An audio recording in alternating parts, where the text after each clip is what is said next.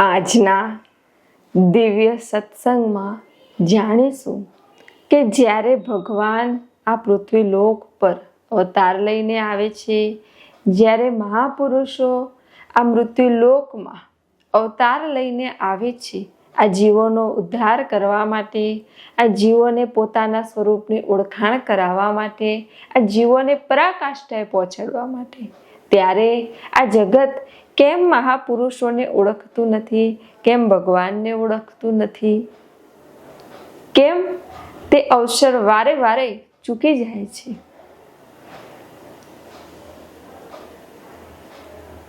આ પૃથ્વી લોક પર જે જન્મ લે છે, જે મનુષ્યો, તે મનુષ્યો ક્યાંક પોતાના પૂર્વજન્મોના કર્મોને કારણે, કે પૂર્વજન્મોના પુણ્યને કારણે, કે પૂર્વજન્મોના પાપ કર્મોને કારણે, અને કોઈ જ એવા વિરલા હોય છે કે જે આધ્યાત્મિક માર્ગમાં હોય છે અને આધ્યાત્મિક માર્ગમાં કંઈક બાકી રહી ગયું છે, હજુ આગળ નીકળવાનું છે, એના માટે આ મૃત્યુલોકમાં જન્મ લેતા હોય છે. આ મૃત્યુલોકમાં જન્મ લઈને તે જે રીતે દરેક મનુષ્ય જીવન જીવતો હોય છે, તે રીતે જ જીવન જીવતા હોય છે. તેમને પોતાના સ્વરૂપની ઓળખાણ હોતી નથી, શબ્દનું ભાન હોતું નથી, પોતાના નિજ ધામની ઓળખાણ હોતી નથી, અને શરીર મનુષ્યનું પણ તેમનું જીવન પશુ સમાન જ હોય છે. હવે આવા મનુષ્ય ને જીવનમાં જો સત્સંગ મળે, મહાપુરુષોનું સાનિધ્ય મળે, સદગુરુનું સાનિધ્ય મળે, અને જો તે નિયમિતપણે સદગુરુ સત્સંગમાં, સદગુરુ સાનિધ્યમાં રહે, તો આવા મનુષ્યો ધીરે ધીરે ઉચ્ચ ગતિમાં જાય છે. ઉચ્ચ ગતિમાં ક્યારે તમે જાઓ?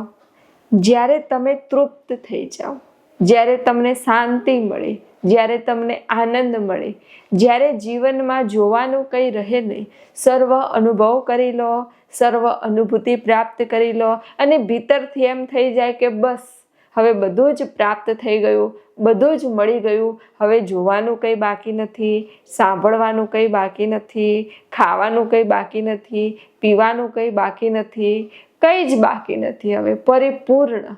ત્યારે તમારી ગતિ ઉચ્ચ થાય છે, ઊંચી થાય છે, અને આવી કક્ષા કાયમ નિરંતર રહે તેને મહાપુરુષો કહેવાય છે.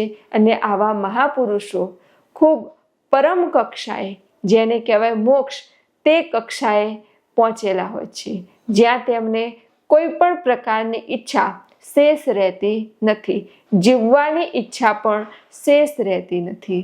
એને બ્રહ્મવેતા મહાપુરુષ કહે છે. એવું નથી કે પછી તે જીવતા નથી, પછી એ જીવન જીવે છે, પણ ત્યારે તેમની ભીતર ગુરુ ચૈતન્ય, વિશ્વ ઉર્જા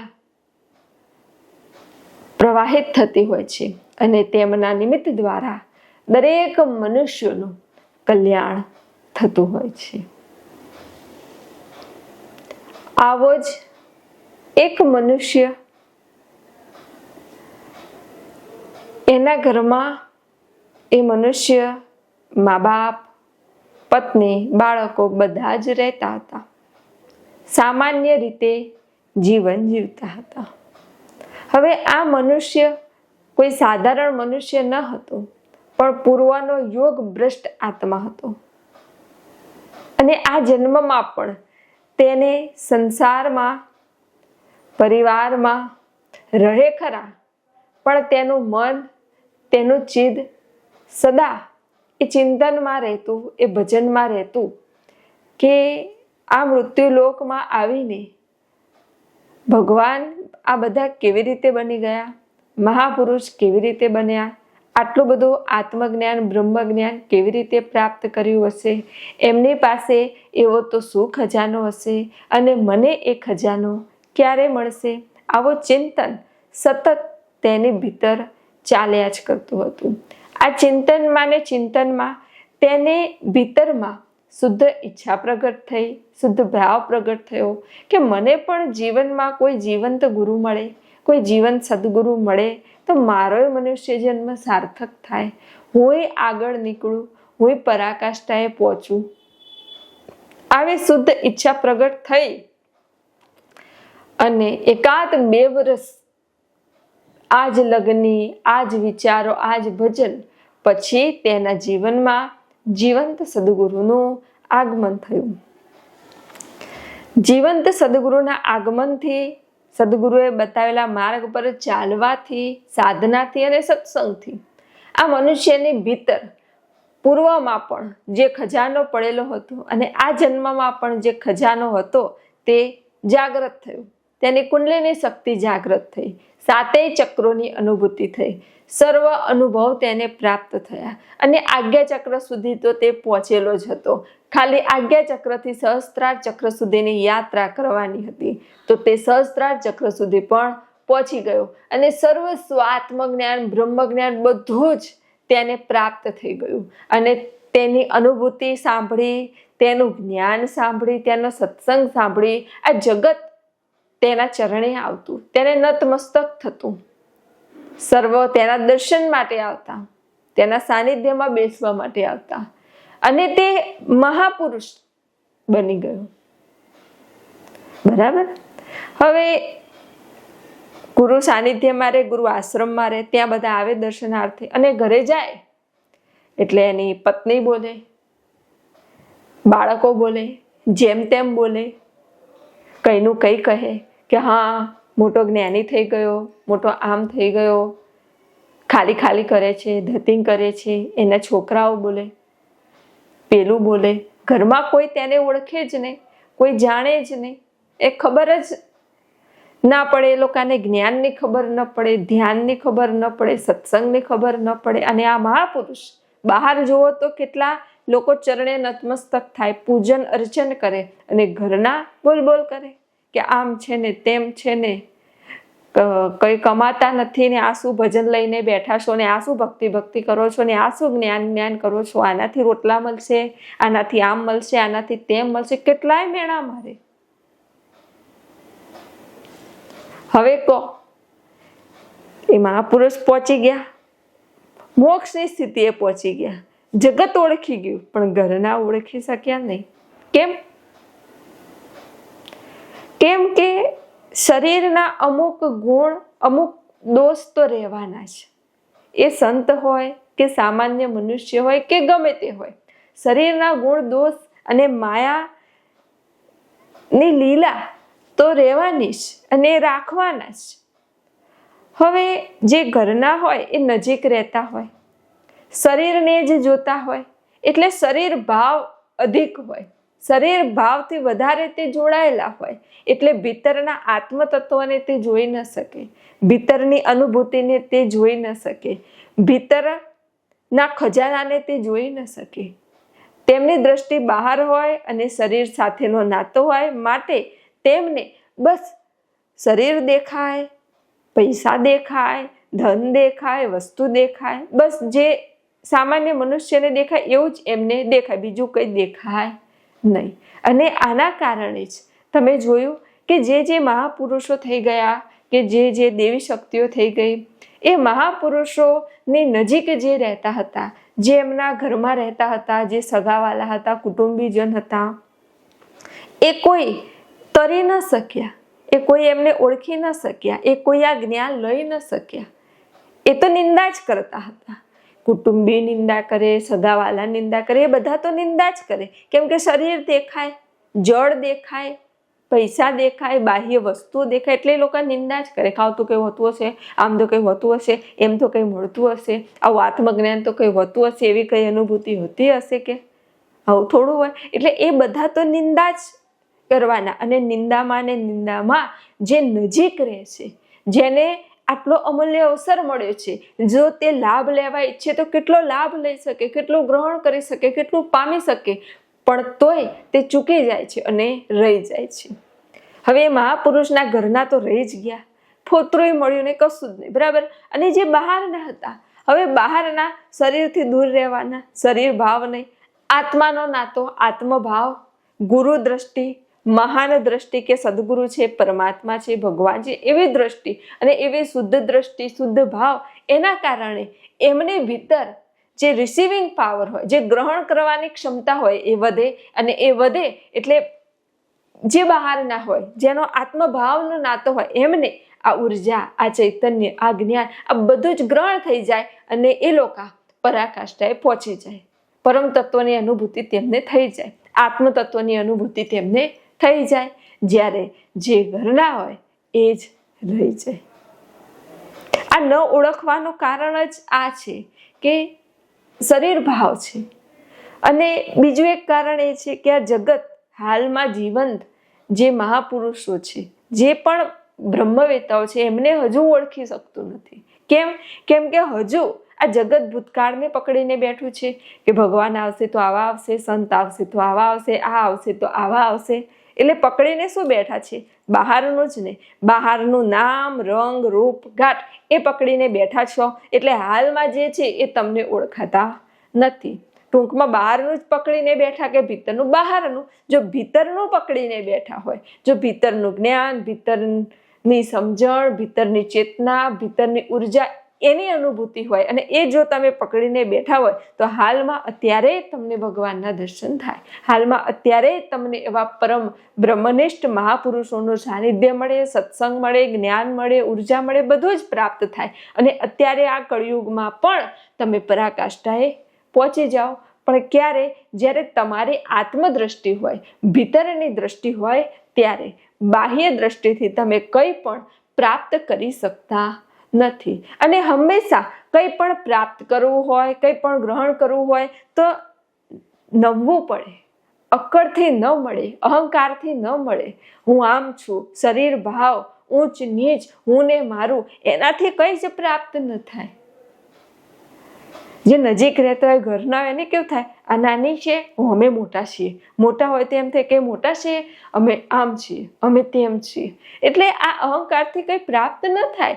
આ કોઈ વસ્તુ નથી, તમે સમજો. આ કોઈ પદાર્થ નથી અને આ આપવાથી મળતો નથી. કોઈને એવું થાય કે આને આપી દીધું, અમને ના આપી, તો આ એવું છે જ ને. આ ગુરુ શક્તિઓ છે. તમે મનુષ્યને છેતરી શકો, શક્તિઓને નહીં. શક્તિઓ કદી ના છેતરાય. શક્તિઓ કેટલી ચેતન હોય, કેટલી ઉર્જાવાન હોય, એ કદી ન છેતરાય. જ્યાં પાત્રતા હોય, જ્યાં ગ્રહણ કરવાની શક્તિઓ હોય, ત્યાં જ્યાં શક્તિઓ પ્રવેશ કરે, બીજે પ્રવેશ જ ન કરે. જેમ કે કોઈ ગુરુ છે, કોઈ ગુરુ એવી ઈચ્છા કરે કે સામેવાળાનું પાત્ર નથી ને કદાચ એવી ઈચ્છા રાખે કે એને મળી જાય તો મળી જાય. પાત્રતા નથી તો ના જ મળે. પાત્રતા છે તો મળે જ. એ ઓટોમેટિક મળી જાય, એને આપવાનું ન હોય. હા, ગુરુ ઈચ્છા કરે તો સામે પરિવર્તન થાય, એની પાત્રતા નિર્માણ થાય અને પછી મળે. કેમ કે ગુરુ પાસે સંકલ્પ શક્તિ હોય, શુદ્ધ વિચાર હોય, અને એ શુદ્ધ ઈચ્છા શક્તિના કારણે જ એક જીવંત સદગુરુ પોતાની શક્તિઓ શિષ્યમાં હસ્તાંતરિત કરી શકે છે. કેમ કે એમની પાસે જીવંત શક્તિ છે, જીવંત ઉર્જા છે. માટે જીવનમાં સદગુરુ ચરણમાં આવ્યા પછી તમને જે અનુભવ થાય, જે અનુભૂતિ થાય, એનાથી જ તમારી ઉચ્ચ ગતિ થાય છે. હવે આ ભજન, આ ભક્તિ કઈ એવું નથી કે અડધો કલાક બેઠા એટલું જ ભજન, અડધો કલાક બેઠા એટલી જ ભક્તિ. ના, આ ભક્તિ તમારા જીવનમાં આવે, આ ભજન તમારા જીવનમાં આવે એટલે એ 24 કલાક આવે. ભજન સુતા સુતાય થાય, બેઠા બેઠાય થાય, સેવા કાર્ય કરતા કરતા થાય, ગમે ત્યાં થાય. અને દરેકમાંથી તમને જ્ઞાન મળે. એક નાના કાર્યમાંથી તમને જ્ઞાન મળે. સદગુરુ ભગવાન કપડાને પોતે જાતે ઇસ્ત્રી ફેરવતા હોય ને, તો ઇસ્ત્રી ફેરવતા ફેરવતા એ જ્ઞાન આપે સંતો ભક્તોને કે જો આ ઇસ્ત્રી ગરમ હોય તો જ કરચલી જાય, તો જ કપડાં પ્રેસ થાય, તો જ સીધા થાય, નહીં તો થાય નહીં. ઠંડી ઇસ્ત્રી તમે કપડા પર ફેરવો તો કરસલી જાય ના. તેવી જ રીતે જે સદગુરુ તે જ સ્વભાવ હોય, જેનો તે જ સ્વભાવ હોય, ગરમ એટલે તે જ કરે, એવા સદગુરુ શિષ્યની ઉધર્વગતિ કરી શકે. એ જ શિષ્યની જન્મો જન્મની કરચલી એટલે જન્મો જન્મની ભ્રમણા, જન્મો જન્મની ભ્રાંતિ, જન્મો જન્મના વેમ, જન્મો જન્મની અંધશ્રદ્ધા, જન્મો જન્મોનો જીવ ભાવ, જન્મો જન્મોનો શરીર ભાવ એ કાઢી શકે અને શિષ્યને ભીતરના પોતાના સ્વરૂપની ઓળખાણ કરાવી શકે. દરેકમાં જ્ઞાન, ગાડી ચલાવતા જ્ઞાન, કોઈ ખરીદીમાં જ્ઞાન, કપડાં ધોતા જ્ઞાન, વાસણ સાફ કરતા જ્ઞાન, કચરો વાળતા જ્ઞાન, પોતું ફેરવતા જ્ઞાન, દરેકમાં જ્ઞાન. ક્યાં જ્ઞાન નથી? બધે જ્ઞાન છે. તમારી જ્ઞાનની દ્રષ્ટિ હોવી જોઈએ તો દરેક સ્થિતિમાં, દરેક પરિસ્થિતિમાં, દરેક સ્થાનેથી તમે જ્ઞાન લઈ શકો. આ જ્ઞાન કંઈ એવું નથી કે એક જગ્યાએ છે. આ જ્ઞાનથી, આ ઉર્જાથી, આ ચેતનાથી તો આખું વિશ્વ બ્રહ્માંડ ભરેલું છે. બસ તમારી એકતા હોવી જોઈએ, તમારી સ્થિરતા હોવી જોઈએ, તમારી લગ્ન હોવી જોઈએ, તમારી પ્યાસ હોવી જોઈએ તો તમને મળી જ જાય. આ દેવો પાસે, આ મહાપુરુષો પાસે, આ ઋષિમુનિઓ પાસે, આ પંચતત્વો પાસે તમે જે માગો એ મળે. પણ તમે છો કે માગતા જ નથી. શારીરિક સ્વાસ્થ્ય માગો તો એ મળે, કે મારું શરીર સારું રહે એ મળે. કોઈ આધ્યાત્મિક માગે કે મને આ જોઈએ, મને જ્ઞાન પ્રાપ્ત થાય, અનુભૂતિ થાય તો એ મળે. કોઈ એવી માંગણી કરે કે મારે આ જોઈએ, મને આ મળે. જેનામાં લોહી ઓછું હોય એવી માંગણી કરે કે મારા શરીરમાં રુધિર વધે, મારું શરીર સારું રહે, રોગમુક્ત રહો તો એ મળે. તમે માગો એ મળે. તો પહેલું સુખ તો જાતે ન રહ્યા. શરીર સારું હશે તો તમે દરેક કાર્ય કરી શકશો, દરેક સેવા કાર્ય કરી શકશો. માટે મોટામાં મોટું જો સેવા કાર્ય હોય તો કયું? શરીરને સાચવવું, શરીરનું ધ્યાન રાખવું, શરીરની સંભાળ રાખવી, શરીરને શું જોઈએ છે એ પ્રમાણે ભોજન આપવું, કેટલું જોઈએ છે એ પ્રમાણે ભોજન આપવું, કેવું જોઈએ છે એ પ્રમાણે ભોજન આપવું, અને શરીર સારું રહે, તંદુરસ્ત રહે તે માટે એનું વિશેષ એના પર દ્રષ્ટિ રાખવી, ધ્યાન રાખવું, અને પછી જીવન જીવવું. તો તમે દરેક સેવા કાર્ય પણ કરી શકશો, આ બાહ્ય જગતમાં પણ પ્રગતિ કરી શકશો, આંતરિક જગતમાં પ્રગતિ કરી શકશો, સર્વ કાર્યમાં સફળતા પ્રાપ્ત કરી શકશો. આ મહાપુરુષો, આ અવતારી પુરુષોને ન ઓળખવાનું કારણ શરીર ભાવ જ છે, અહંકાર જ છે, જીવ ભાવ છે, ભૂતકાળમાં ચિત્ત છે. માટે જ કેટલાય મહાપુરુષો ભગવાન આવ્યા પૃથ્વી લોક પર તો બધા ઓળખી શક્યા ના? કોક જ ઓળખી શક્યું. કોકને જ એમના દિવ્ય સ્વરૂપના દર્શન થયા, કોકને જ ભગવાનના વિરાટ સ્વરૂપના દર્શન થયા, બધાને ન થયા. કેમ કે જેને ભીતરથી અહંકાર મૂક્યો, જીવ ભાવ મૂક્યો, શરીર ભાવ મૂક્યો એ પહોંચી ગયા, અને જેને આ બધો કચરો રાખ્યો તે રહી ગયા. માટે હંમેશા જીવનમાં જે અમૂલ્ય અવસર મળે એ અવસરનો લાભ લઈને, અનુભૂતિ કરીને આ માર્ગે આગળ નીકળો. આપ સર્વના હૃદયમાં બિરાજમાન પરમાત્માને પ્રણામ.